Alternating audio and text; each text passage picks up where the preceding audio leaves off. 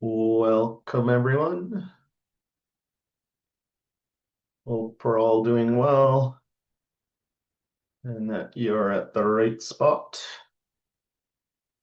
We're going to do a live demo here of Mareto for Child and Family Services. I'm going to start off with a little bit of a presentation just to frame things out.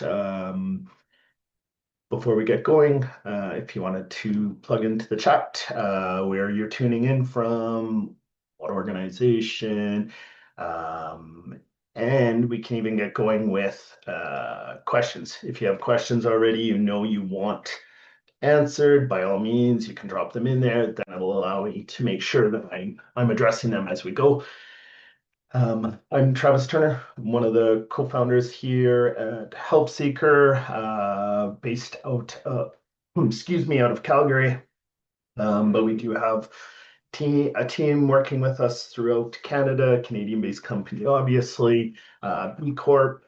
Been at this for 8.5 years now as a company. So one of our products, obviously, is Mareto case management software.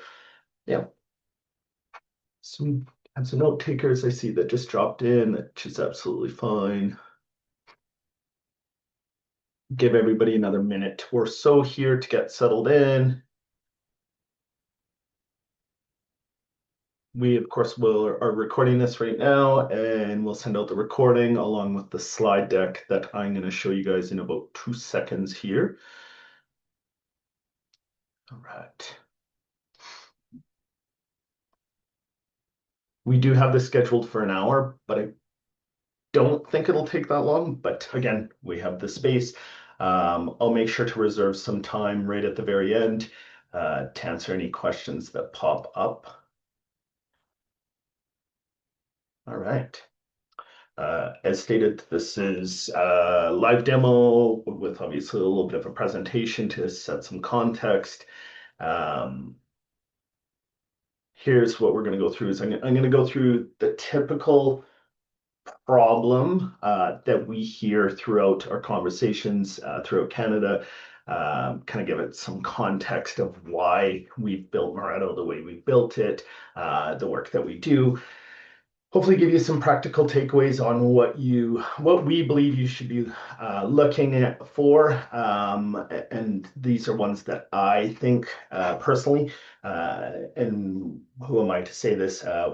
I've been doing this now again for quite a few years, but prior to this, I was a user of data entry tools, worked as a teacher, administrator, so that data collection of student data. I've been in a lot of different systems. I've implemented a lot of those different systems. And so I've been at this for quite some time now. Not as young as I used to be. And then we'll get through into a live demo. And then, like I said, I'll make sure that I do carve out some time for Q&A. But as we're going along, please, please, please, please just start asking those questions along there. As you can see, Taj is here from my team as well, and he'll be able to help with curating those questions, and we will make sure to do so. So here's the stories that I hear basically daily, and I hopefully these resonate because again, this is what we hear, and we hear it time and time again. So a client walks through the door. They've been here before, but you can't find their file because it's in a different system. So literally, I hear this daily. They're accessing 3 of your programs. Each one has a separate intake. They tell their story 3 separate times.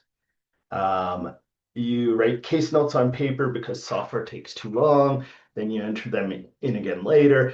I heard this one yesterday morning, and I think this person's actually here. Definitely not going to out you guys, but you're not alone if that's what you're doing.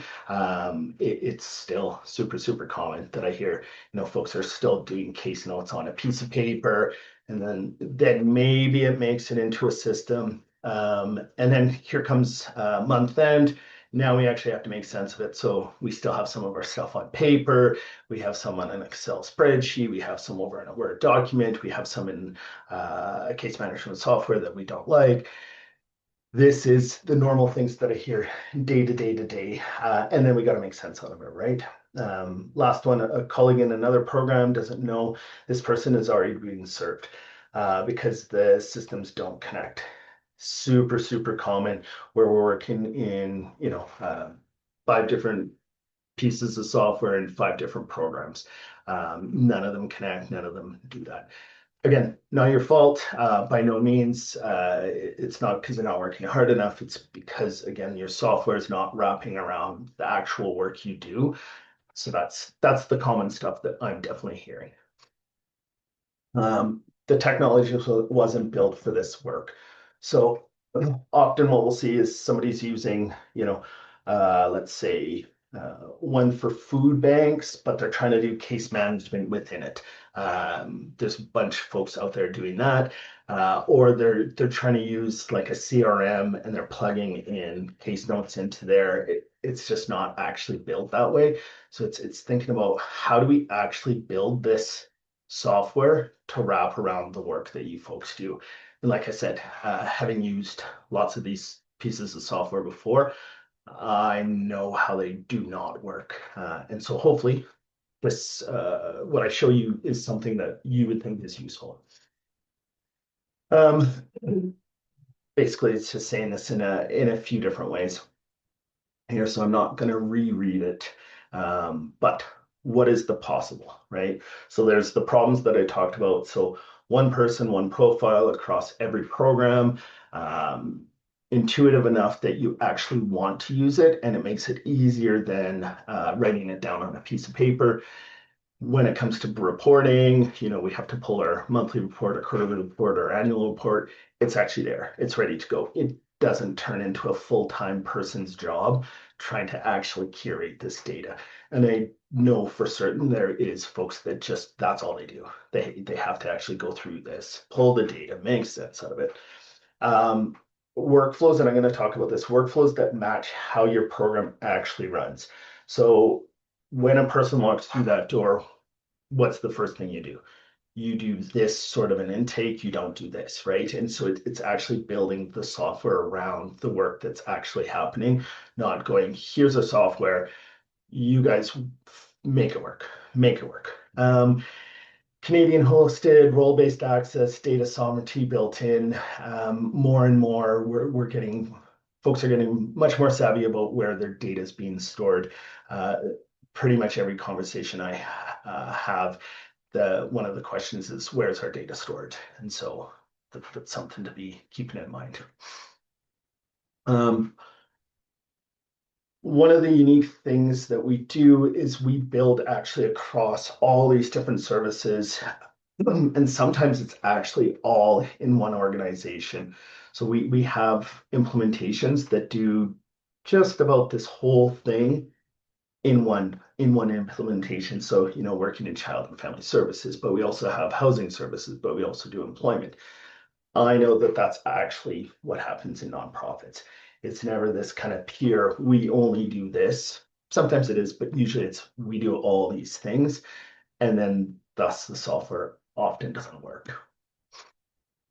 I think I've already touched on quite a bit of this, but the work we do is the software is fully customizable. So it's not taking our software and making it fit onto you. It's going, what is the work you guys do? The one person, one profile is so huge. I've looked at quite a bit of data that's came out of these systems, where they're moving off of it when we're doing migration. And there's 5 Johnnies in the system because he's been in 3 programs, and then he's re-entered the programs 2 times. So now we still have this, but it's still the same person, but we don't know that, right? It's because it actually creates a new person, so you don't understand the services that Johnny's getting. Funder report ready. We think about that because part of the work that we actually do is taking we do lots of service work too for data analysis. So we'll take these giant data sets, make sense out of them, and it becomes again a whole job in its own. So instead of doing that, we've built it into the software that it's ready to go. So I'll show you pieces of that. Role-based access huge, especially in child and family services, where we go, okay, who should be able to see this and who should not. And so we know there's folks that are clinicians or working directly with a child where they should only be the ones seeing that, not the whole organization. Canadian built and hosted for a gazillion reasons. I really think this is important and easy for frontline staff, right? Is having used software, right? Is I know what a pain it can be, and so our goal is to make it user friendly. Core capabilities. These are just some of the main ones that we tend to get asked about is, does it do this? Does it do this? Does it do this? So these are kind of the ones that we would say are core, but there's a gazillion other things that also happens. We get asked about, can we have reports that do this? Can we have reports that tell us this? And the answer is, of course we can, but we need to also make sure that we're collecting the right data to begin with. And so that's super important is going, you can't have that perfect report if you're actually not collecting that data. And so building with that in mind is going, what data do I need to make these decisions to have these reports? You actually have to collect the correct data out of the gate. Built respecting OCAP, we work with quite a few Indigenous communities, organizations, governments, and so our staff are trained in OCAP principles. We, of course, adhere to them. We work with you guys, with the organizations, governments, so forth, for these. So ownership, control, access, possession. I'm not going to get into a giant webinar around OCAP principles. If you ever do want to learn more about that, there's great websites out there. Also contact me. We can chat about that. But yeah. Security, privacy, and sovereignty. So we get asked, are you SOC 2 compliant? Quite often, we're in the process of completing this. It's a bit of a longer process, but we're definitely doing that. And then, so we're PIPEDA and IPA compliant right now. So Canadian hosted, like I said, all our data is stored here in Canada. We have end-to-end encryption, role-based access, and I'll talk a little bit about that. But it's customized per organization, per program, per situation. It's not assuming that, this organization is the same as this organization. It's always custom. That's just how it seems to always sort. Audit trails, legal readiness, especially in the work with child and family services, we know that you folks need to be able to pull those reports, be able to take them to court. So that's built into the system as well. Practical takeaways. Whether you choose Mareto or not, that's absolutely okay. Here's some things that I truly believe are really important to think about. So you want to actually think about mapping your workflows first. When somebody kind of comes to us, we start working with them. These are the things that we go through. We go, okay, tell me about this, tell me about this. And those that have actually spent that time already, it just makes for a smoother implementation. So mapping out those workflows, audit your funder reporting. So what do you need to report on? What things are you measuring? So if you have that list, ask frontline staff what slows them down. So your end users in your organization are the people actually entering the data in. So what would make them happy about it? Review whether your client data actually lives. I know for certain, as I said, it's scattered from post-its to spreadsheets to it's on Google here, it's on Microsoft here, it's in this system, it's in that system. So again, getting kind of a handle on where that is. And then consolidate your intake questions. Usually, again, with an implementation, there's intakes here, intakes here, intakes here.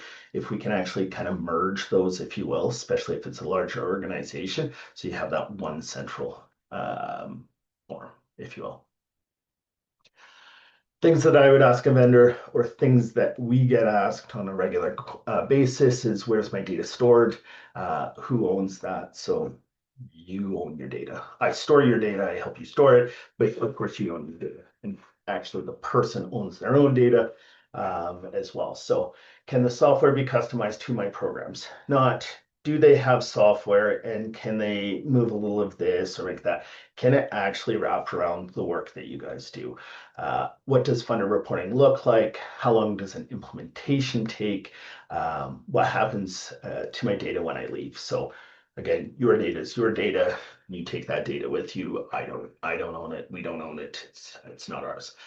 Does it support role-based access controls? Again, down to that field level where it's going, this person should not see this. They need that, especially with child and family services. You need to have that level of role-based access. And then is OCAP and data sovereignty supported? So the red flags basically mimic what I have as the questions to ask, but you can, of course, ask yourselves is what are those red flags? What should you go, ooh, I don't know if we can do this. This is not a good idea. Are you ready for new technology? So bit of a recap here. Something that is interesting though is the staff buy-in.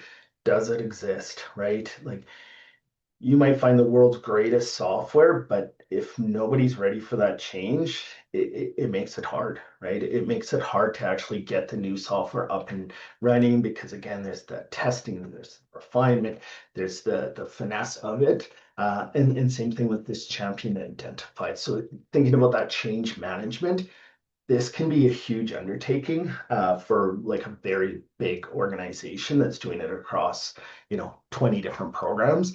So you need those champions. You need to think about that change management within there as well. Um, yeah. So with that said, I'm going to switch over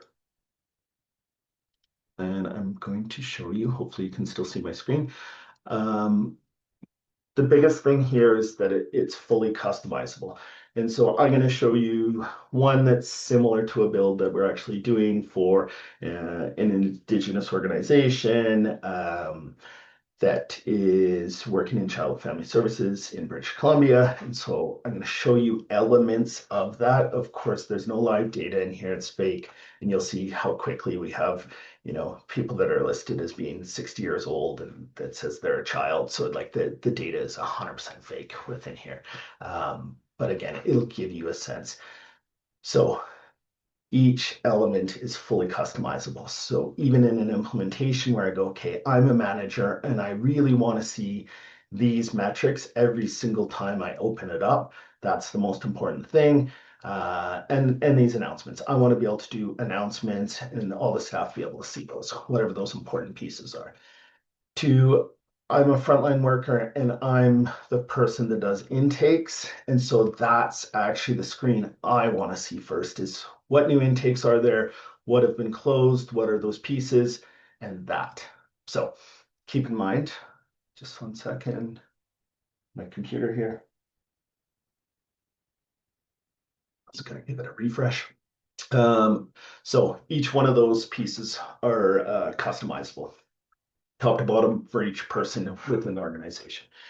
Our system is built on these three core pieces. Is there's always a person in the system. So a person is a person is a person.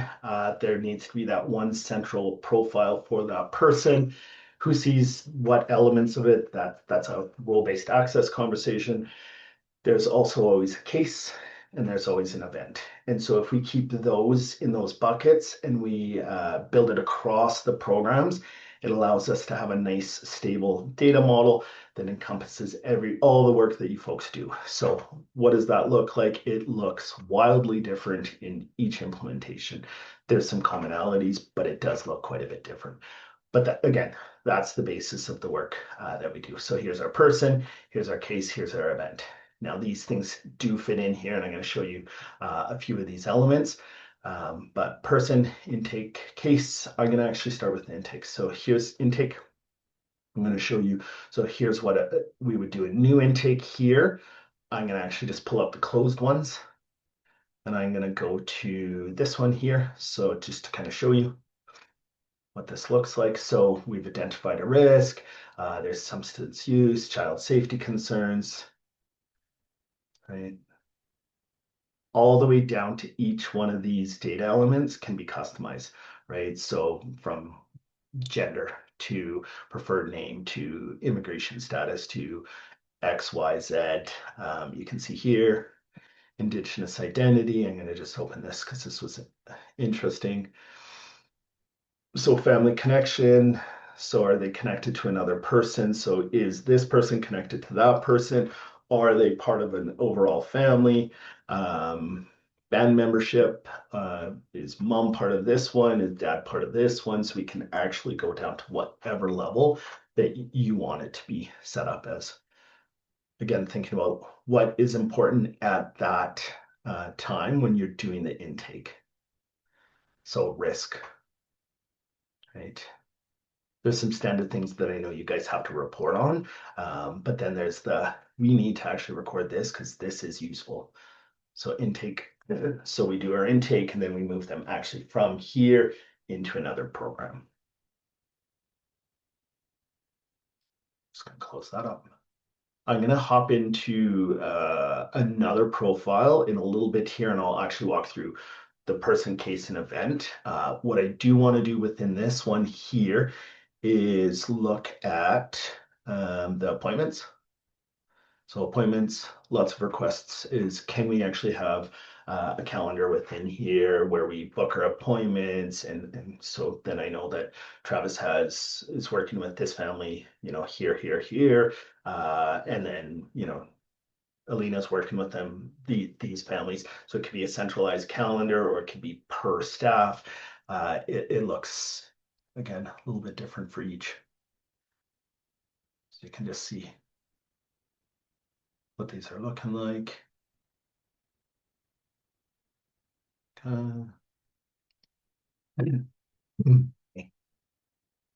So that's the calendar. Also, as far as integrations go, can this be integrated to your Google Calendar? Yes, we could have that. We just need to start to think about like what data elements, what about privacy, what about security, what should be shared, what shouldn't be shared. But as far as the technology goes, we can integrate, of course, and that goes for basically everything is integrations. Technically, are fairly straightforward. It's the what should you and what should you not be integrating with conversation. I'm going to jump down to the reporting. There's always, again, tons of questions about, can we do this for our reporting? So here, this is just one where it's for referrals, shows the breakdown of those referrals. If the data is going in the system, we can visualize it in something like this.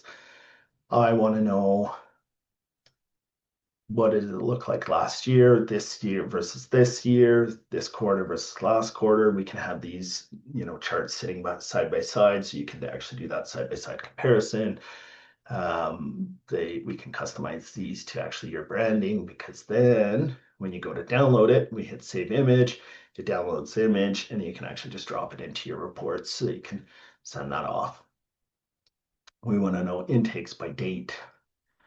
We want to know if they've identified as being indigenous, intake status, so how many are here. Good. Again, basically, if it's going in the system, we can visualize it. Often we get asked about, well, can you track outcomes? Yes, but it's actually that you folks would actually need to put the data into the system so that we could visualize it as going, here's the outcomes I want to track.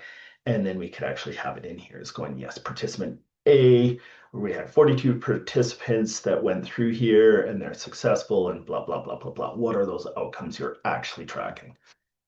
Well, so there's these. This one, it's a new one. It's a rolled up report. So basically it's taking all those data elements and then we do a roll up report on it so that it's actually just downloadable. So you can see that this download function within here. So just it's more central rather than having those charts broken apart. So that's this piece here. Now, actually, I'm going to show you quickly.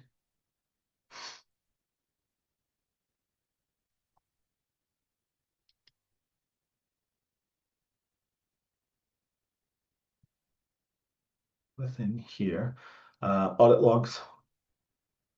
So again, usually get asked this, especially with child and family services, um, is what do the audit logs look like? And so you can see Aluka's my teammate that actually builds this. She's been in there mucking around, but we can see she deleted this, she deleted this, she did this, she updated this. I was in here. So again, you folks need that. It can get even more granular from there where we open it up and you can see even more details. You can filter it by user, what they're doing. And then there's always questions about forms. So I have a survey, I want to survey the family, or I want to find out 6 months how they're doing, or I need an intake form that actually sits on our website so they can, contact us, do that initial piece. So this is that piece here is that you would actually be able to take which data elements you would want in there and then they fill it out. It goes into the system. It's now actually sitting in your Mareto framework. So you go, okay, so and so did this, and it will actually notify you guys. So you can see here, as we have a little bell, it says, okay, there's none today. I've read them all. Okay, good. But it would go, okay, new intake form submitted. And we can have it set up so that it actually emails you guys as well. So it goes, the bell goes on, and then also you get an email notification that that's there. I'll just show you what one of these looks like. Of course, you can have it branded with your logo, your organization's logo, and then what you would do is just take that and have it sitting on your website, so we can create it as an iframe or help you guys set it up that way, or just have that link so you can be sending it out. But you can see, hit submit, goes into the system, notifies us. Okay. So that's that one. Now I'm going to jump over to one that's going to be much more like a frontline worker, right? So we're going to go, okay, so it looks the same here, but you can already see on the left-hand side is that we've stripped it way back. So it's going, okay, here's the things that this person would need to be able to do. So they need to be able to view the person registry. They need to be able to go, okay, so who's in the system? Here's our active records. They need to actually be able to jump into these records. Maybe they do, maybe they don't. So again, we can restrict that access if we need to. Maybe they just need to see that this person's in here. That's it. Or they need to see, let's say, this basic info, and that's it, which is fine. Or they need to actually see all the information, right? They need to see the health, the safety. We section off according to whatever level is needed with that.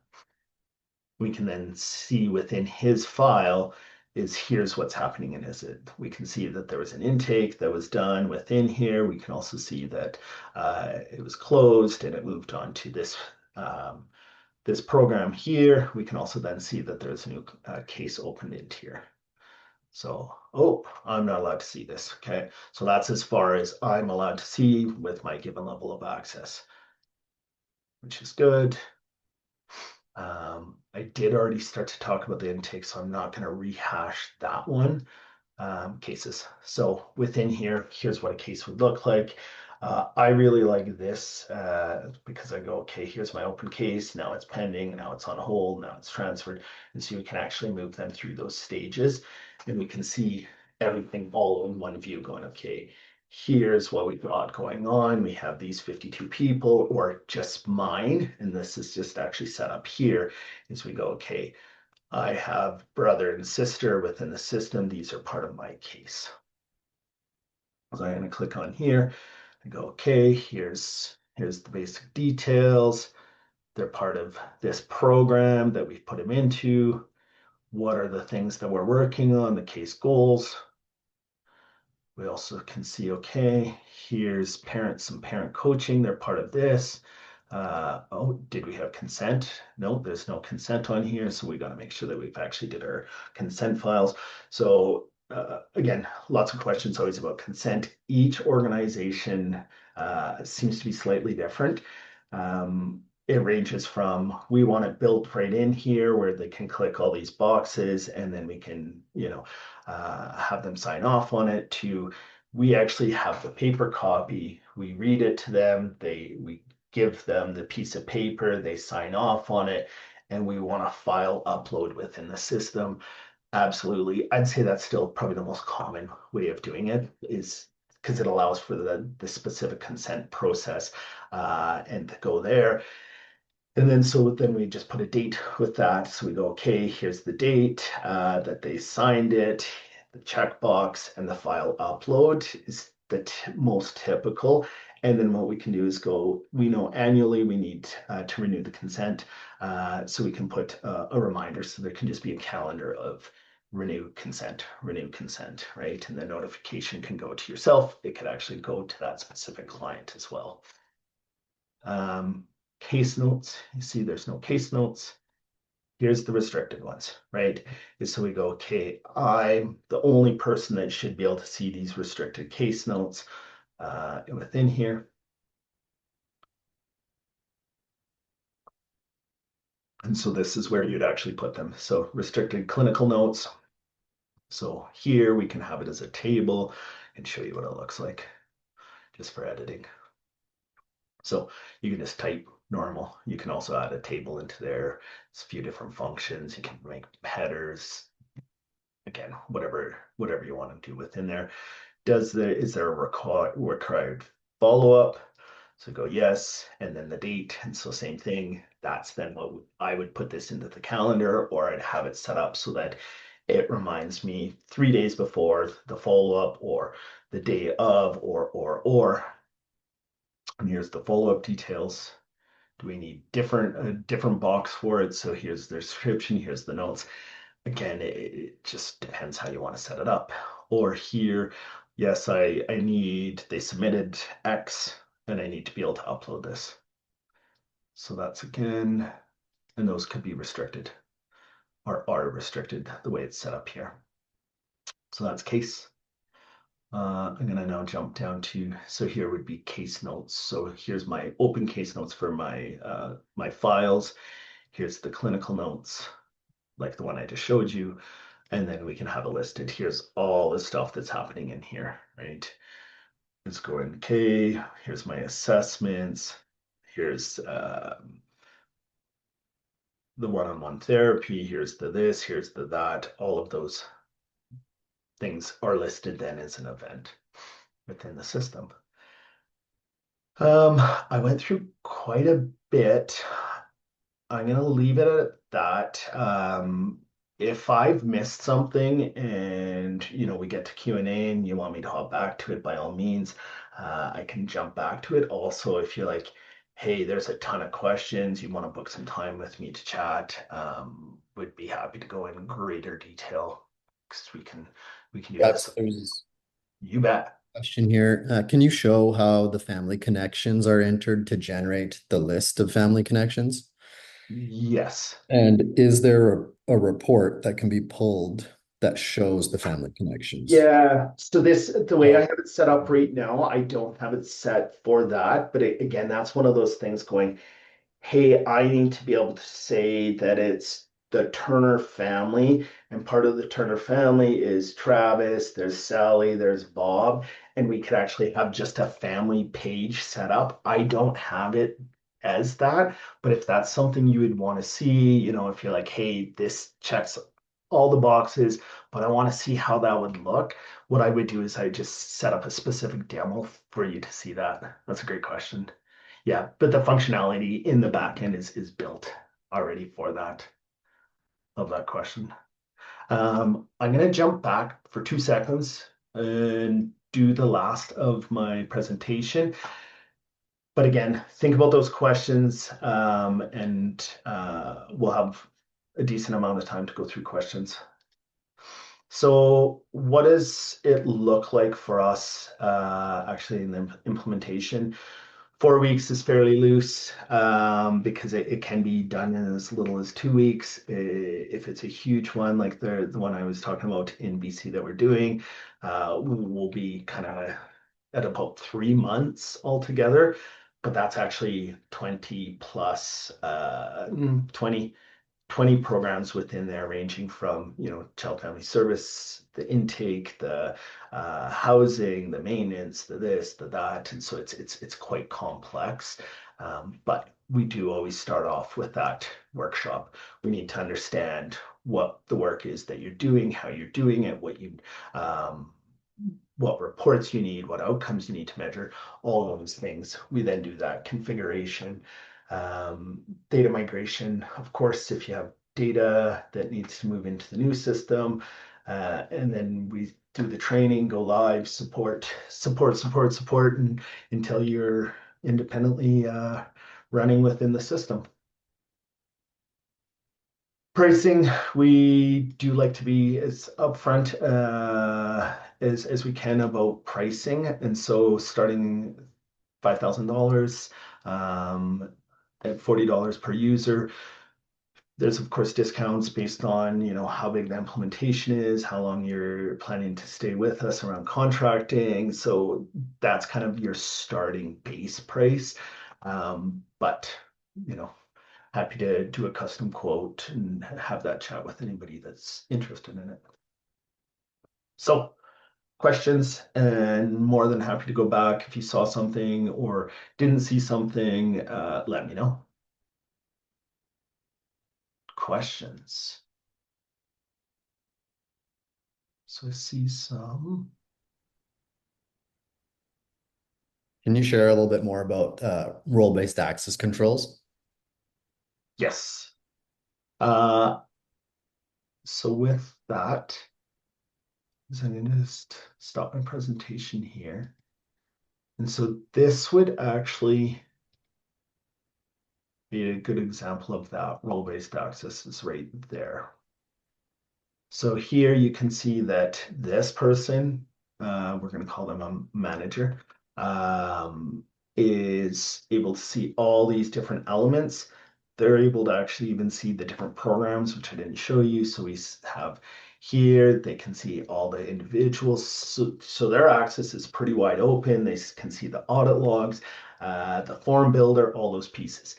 You then go into here and we go um, different role. And now it's much more restricted all the way down to that data element where it's like, no, you can't open that, right? You can only open the files for your specific client. There's different variations of this. Each program we've did implementations for, it looks different. And so that ability to restrict all the way down to a single data element is absolutely key. I think you touched on this one a little bit, but can you show how the family connections are entered or where they would be entered? Yeah, yeah.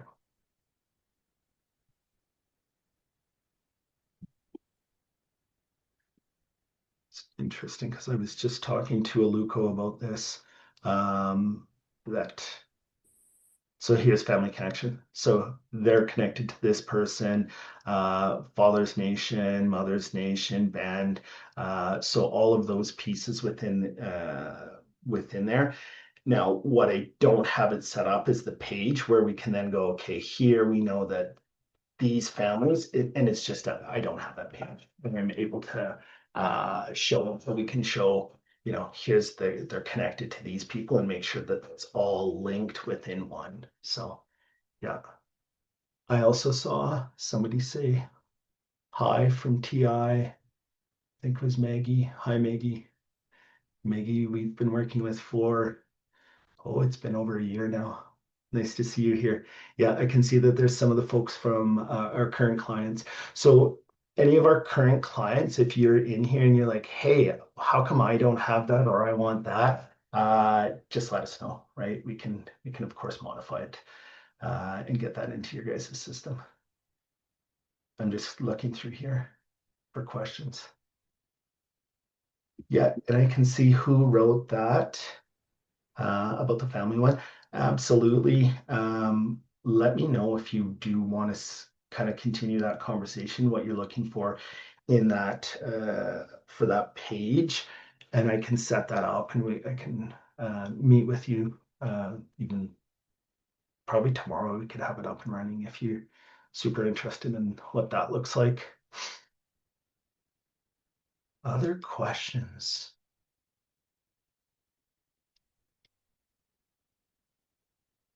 That's great.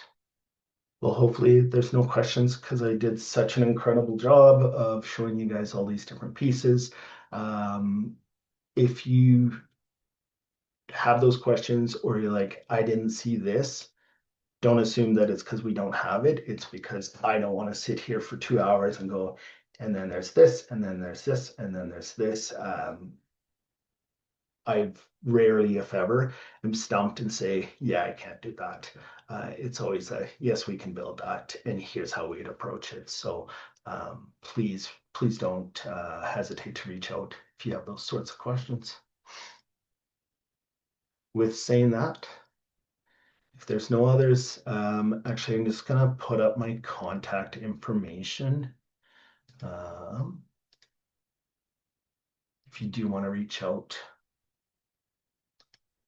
So here's my contact information. So just travis@helpseeker.org. And I will be sending this out from my email. So you'll actually have that contact information. So I'll send you the recording as well as the slide deck. And if you do want to have a follow-up demo or anything like that, yeah, absolutely don't hesitate. Wonderful. Well, thank you guys for your time. Look forward to connecting with you guys.